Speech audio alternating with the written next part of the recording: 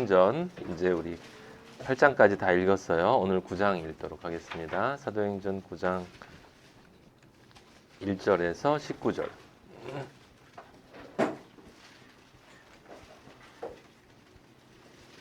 9장 1절에서 19절 말씀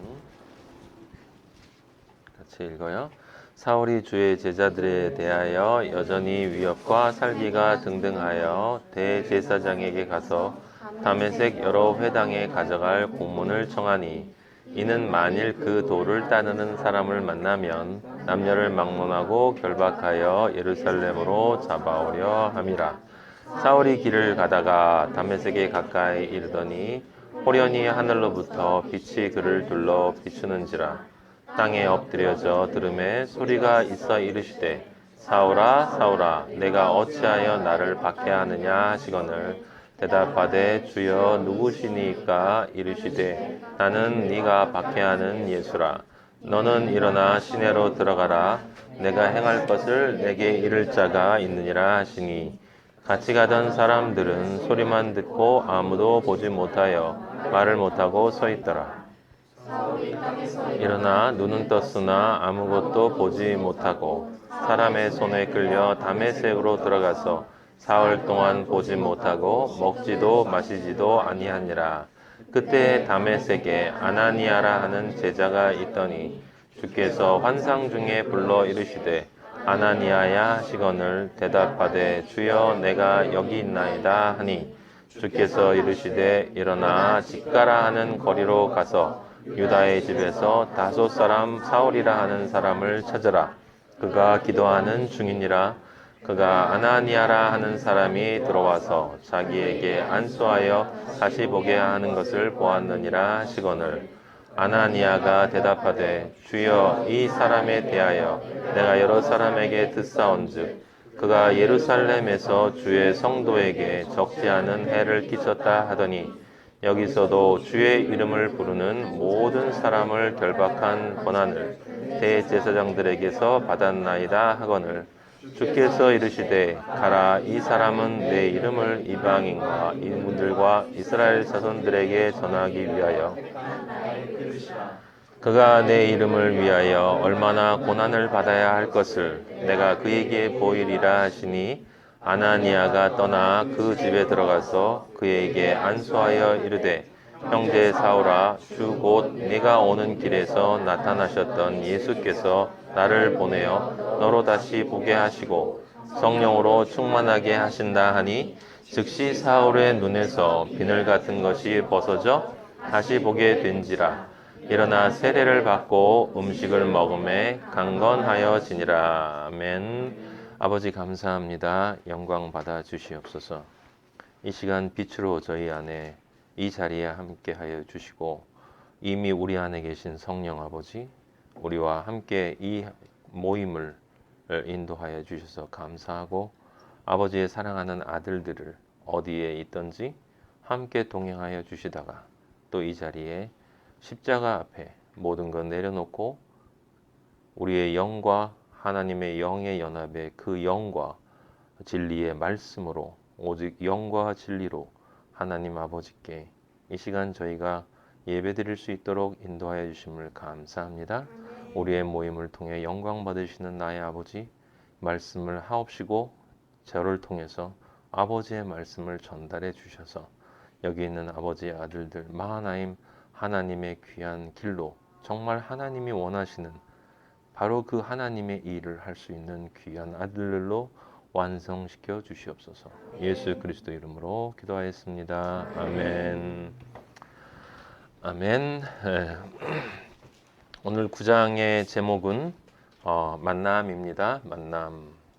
네. 오늘 우리는 참 귀하게도 그 하나님의 창조의 역사에서 가장 중요한, 가장 축복받은 그 만남의 자리에 함께하게 되었습니다. 만남의 자리에 함께하게 되었어요.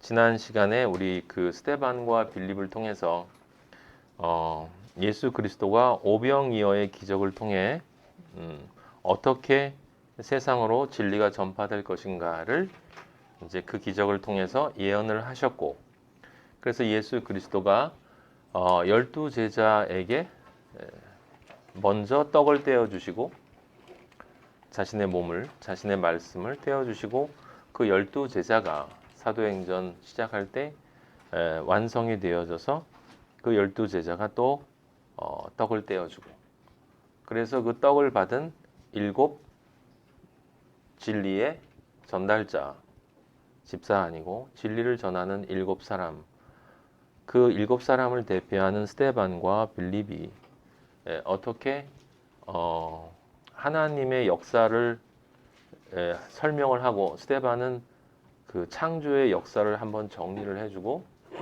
그리고 이제 보이는 것의 역사가 끝나고 보이지 않는 것의 역사가 시작되었다는 것을 선포하는 도구로, 엄청난 도구로 스데반이 사용되어지고 아버지에게로 들림을 당한 후에 이제 보이지 않는 하나님의 역사가 사마리아와 온 땅까지 어떻게 전달되어지는가를 시작하는 그 존재가 빌립으로 선택이 되어서 지금 전부 예수 그리스도가 말씀하신 그 오병이어의 기적이 둘인 물고기와 같은 인간으로 죄악된 인간으로 이 세상에 오셔서 우리의 영혼 육의 한 가운데에 진리의 씨로 떨어지셔서 그 진리를 깨닫는 처음 사람부터 계속 다음 사람으로 바톤이 이어지도록 하시는 그 예수 그리스도의 그 오병이어의 기적이 실제 어떻게 현실화되어지고 있는가 하는 그 귀한 역사를 우리가 목격하고 있는데 지금 12제자를 대표해서 베드로가 설교를 하고 끝났고 그 다음에 12제자에게 넘겨받은 7 전도자가 스데반과 빌립을 통해서 자신의 할 일을 또 끝내고 사마리아와 이디오피아라는 아프리카 쪽으로 전도하는 것을 끝내고 이제 그 바톤이 다음 사람인 사울과 바나바에게로 넘어가는 장면을 우리가 목격하고 있어요. 그래서 그 사울에게로 넘어가기 위해 하나님 아버지가 이제 사울에게 나타나서 하나님과 만나게 되는 장면을 오늘 우리가 경험을 하고 있습니다. 여러분이 잊지 말으셔야 될 것은 인류 역사를 늘 그렇게 하나님의 영의 역사의 관점에서 기억하고 있어야 되는 거예요. 그걸 생각하실 때 제일 먼저 떠올리시면 좋은 게 뭐예요? 그건 바로 구약에서 예수 그리스도를 직접적으로 예표했던 그 요셉의 기적 7년의 풍년과 7년의 흉년을 생각하면 그것이 바로 신약에 와서 예수 그리스도가 우리와 함께 공생애의 33년을 함께 하셨던 그 7회 완성되어진 시간 풍년이고 그 다음에 흉년 예수님이 승천해서 이 세상에서 분리되어져서 하늘로 올라가시면 그게 우리에겐 흉년이에요. 근데 그 흉년의 시간에 전 3년 반이 바로 언제까지? 성령이 임재할 때까지. 예수님이 승천하시고 성령이 임재하시는 시간, 그건 실질적으로는 50일밖에 안 돼요. 왜냐하면 그날이 오순절이기 때문에.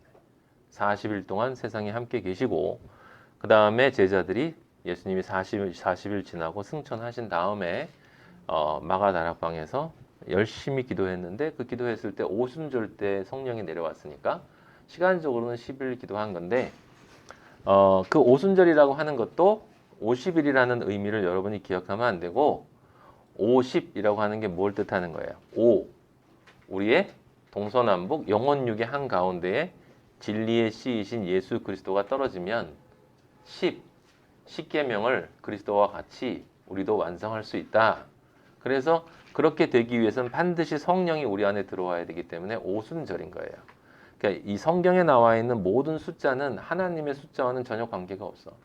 그래서 여기 나와 있는 이 숫자들을 0으로 여러분이 보지 못하면 안 된다라고 얘기했고 그래서 예수님이 승천하신 후부터 성령이 임재할 때까지가 전 3년 반인 거예요, 여러분. 아시겠어요? 나중에 그 세대주의자들이 얘기하는 것처럼 나중에 대환란이 오는데 전 3년 반이 있고 후 3년 반이 있고 그건 완전히 동화예요, 동화. 성경을 영어로 전혀 모르는 사람들의 이야기예요. 예. 그게 전 3년 반이고 그 다음에 성령이 이제 내려오시면 그 성령이 우리와 함께 하시는 나머지 계시록에 나와 있는 천년 왕국의 시간이 있어요. 왕 같은 제사장으로 우리가 예수 그리스도와 함께 이 세상을 통치하고 있는 거예요, 지금. 그 시간이 후 3년 반이에요. 그래서 성경의 계시록은 바로 그 후 3년 반에 대한 예언이에요. 아시겠습니까? 후 3년 반에 대한 예언이에요. 그러니까 지금 후 3년 반이 시작이 된 거예요. 이 역사가. 그게 바로 무슨 시대? 성령 시대인 거예요. 성령 시대. 그래서 구약 때는 그 지성소에 들어가지 못하면 죽고, 신약 때는 예수 그리스도 옆에 없으면 죽어요. 성령 시대에는 성령이 내 안에 들어와 있지 않으면 죽어요. 근데 종국적인 것은, 최종적인 것은 결국 성령이 내 안에 들어와야 되는 거예요. 그것을 위해서 아버지가 역사를 만드신 것이기 때문에, 결국 성령이 내 안에 들어오지 않으면 죽는다라는 것이 그 성경의 결론적인 선포고, 그렇기 때문에 성령이 오신 이후에는 너희는 결코 인간이 만든 것들에서 진리를 찾으려고 하면 안 된다.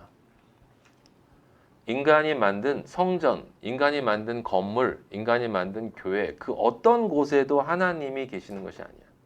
하나님은 진짜 교회 안에만 계세요. 예수 그리스도가 머리가 되시고, 그리고 그 머리 밑에 자신의 머리를 자르고 예수님으로 자신의 머리를 삼아서 그 예수님의 머리가 지시하는 모든 것들을 평생 따라서 순종하고 절대 겸손으로 따라가는 우리 한 명 한 명의 교회가, 그리고 한 명 한 명의 교회들이 모인 그 교회, 지금 이 교회예요. 네, 교회. 여기 교회란 이름도 없고 건물도 우리 거 아니지만 지금 우리가 교회로 예배를 드리는 거예요. 하나님 아버지는 교회의 예배만 받으신다라는 걸 여러분들이 꼭 기억하셔야 되는 것이고, 그래서 우리가 눈에 보이는 무슨 일을 하는 것이 하나님께 예배 드리는 것과 직접적 관련이 있는 게 아니라, 하나님은 항상 그 관절과 골수와 그 영과 혼을 찔러 쪼개고 들어가서 무엇을 반다고? 우리의 마음과 생각을 감찰하세요. 감찰한다는 게 무슨 뜻? 측량한다는 뜻이야. 측량한다. 저울에 달아본다는 거라고요. 우리 잠언 때 배웠죠? 저울에 달아보신단 말이에요. 그리고 그 저울에 하나님의 의의 오른쪽에 저울이 달려 있는데 우리의 의가 거기에 정확하게 맞는지 그것을 하나님은 달아보신다라는 걸 우리 저번에 잠언 11장에서 배웠어요. 그래서 그런 일을 이제 아버지가 근본적으로 원하시는 일이 이제 일어나는 거예요, 여러분. 지금 바울을 만나는 이 사울을 만나는 이 관점이 이 장면이, 왜냐하면 아버지가 원하시는 것은 특정인이나 아담 하와도 아니었고, 그리고 노아도 아니었고, 아브라함도 아니었고, 이스라엘 민족도 아니었단 말이에요. 아버지가 원하시는 것은 뭐냐면 이 일정 기간 동안 지구라는 곳을 아버지가 만들어 놓고, 우주의 어떤 한가운데다 만들어 놓고 모든 사람들에게 각자의 시간을 부여한 다음에 그 시간 속에서 자신의 진짜 아버지가 누군지를 이 세상 안에서 깨닫고 가는 걸 원하시는 거예요. 진짜 그걸 원하시는 거예요. 그게 바로 하나님의 일이에요. 그걸 깨닫는 게.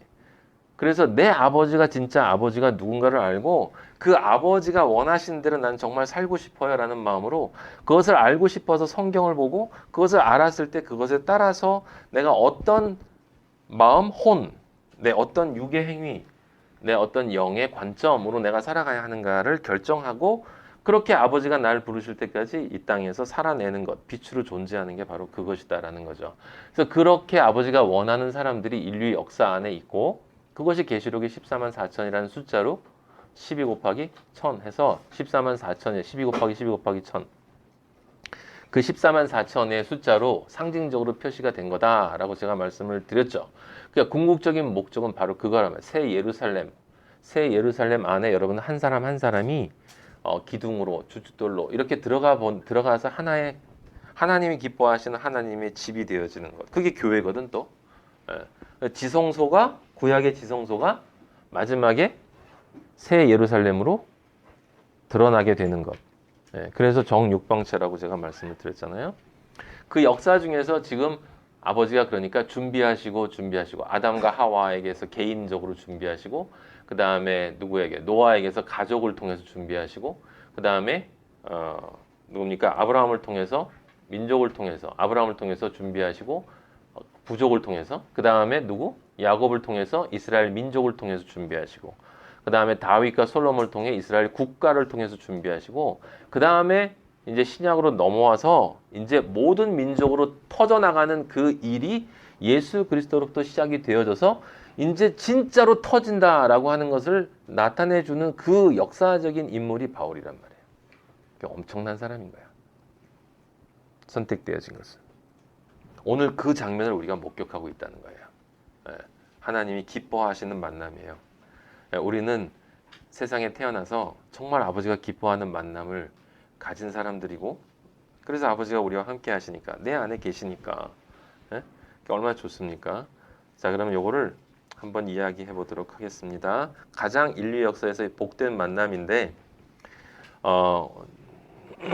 사울의 모습에서 여러분이 무엇을 보셔야 하냐면 일단 제일 처음 창세기 1장에서 아버지가 예언하신 모든 그리스도인은 그러니까 하와도 마찬가지고 이 바울도 마찬가지고 우리들도 마찬가지예요. 모든 그리스도인들은 반드시 하나님의 아들로 걸어야 될 길이 있다고 그랬죠. 그 육의 길이 있다고 그랬어요. 믿음에서 믿음으로 나아가는 길, 마음의 믿음에서 존재의 믿음으로 반드시 나아가야 하는 그 길이 있단 말이에요. 그럼 당연히 사울도 그 길을 걸을 수밖에 없는 거예요. 그러니까 지금 9장에 그 길이 명시가 되어 있단 말이에요. 그러니까 그걸 여러분들이 확인을 해야 돼요. 확인을 해야 돼. 먼저 창조에 제일 먼저 아버지가 창조하신 게 뭐였어요? 아브라함. 그 창세기를 아직 반복해서 안 듣는구나. 제일 먼저 아버지가 뭘 창조했어요? 흑암을 창조했어요. 혼돈과 공허와 흑암을 창조했어요. 아버지는 빛을 먼저 창조하지 않았어. 아담과 하와가 하나님의 죄를 짓고 하나님의 소리를 듣고 회개하기 전에는 그들은 빛을 만난 게 아니거든. 흙으로 지어져서 그냥 혼돈과 공허와 흑암이에요. 어디로 가야 되는지 몰라. 그걸 우리 아버지가 우리들에게 맨날 깨달으라고 어떻게 해주세요? 어렸을 때 순진한 애기의 모습으로 살아가도록 해주잖아. 그게 혼돈, 공허, 흑암이거든. 어린 애기들이 사는 삶이 그냥 맨날 싸대고 먹고 자고 놀고 아무 생각이 없잖아요. 근데 그 애가 아빠를 만나려면 반드시 어떻게 해야 돼? 아빠를 떠나야 된다고. 아빠의 선악과를 먹어야 된단 말이에요. 선악과를 먹어야 선악과를 먹는 것이 무엇인지를 알고 그 다음에 진짜 이제 내가 아빠를 선택할 수 있게 되는 거야. 그러니까 우리가 허물과 죄로 죽었다는 걸 여러분 꼭 기억하셔야 돼요. 허물은 죄가 아니야. 그건 실수야. 무지에서 나오는 잘못이야. 하지만 무지에서 나오는 잘못도 결과는 똑같아. 대못을 무지에서 밟으면 찔리는 건 똑같은 거야. 그건 죄는 아니지만 대못에 찔려서 피가 나는 것은 경험을 해야 되는 거예요.